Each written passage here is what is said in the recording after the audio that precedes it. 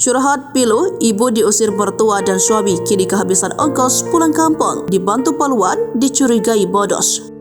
Seorang ibu asal Surabaya ini mengalami nasib pilu. Pada momen Lebaran 2024, ia mudik lantaran justru diusir mertua dan suaminya. Malangnya, belum sampai pertengahan jalan ia kehabisan ongkos untuk pulang ke kampungnya di Surabaya.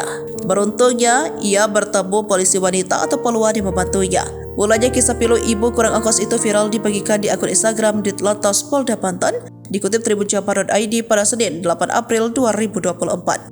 Dalam video viral yang dibagikan terlihat seorang paluan yang menghampiri seorang ibu. Ibu-ibu mengenakan hijab merah muda itu tak sendirian. Ia terlihat memboyong 4 anaknya yang masih kecil. Satu anaknya di antaranya masih harus dia gendong. Terlihat ibu tersebut dan ketiga anaknya itu berada di pinggir jalan. Hingga akhirnya terlihat dihampiri seorang paluan yang diduga sedang bertugas memantau lalu lintas. Kemudian tampak ibu tersebut diajak mengobrol dengan sang paluan. Ternyata ibu tersebut curhat bahwa mertua dan suaminya marah hingga dirinya diusir. Dalam keterangan disebut kronologi ibu yang terlantar dengan anak-anaknya itu terjadi di Banten. Awalnya ibu tersebut datang dari Palembang untuk pergi ke Surabaya. Namun sesampainya di Banten ia kehabisan ongkos. Mendapati kejadian malang menimpa ibu tersebut, paluan Ditlantas Polda Banten akhirnya membantu ibu-ibu tersebut. Paluan tersebut memberikan ongkos dan uang saku untuk perjalanan pulang ibu-ibu tersebut.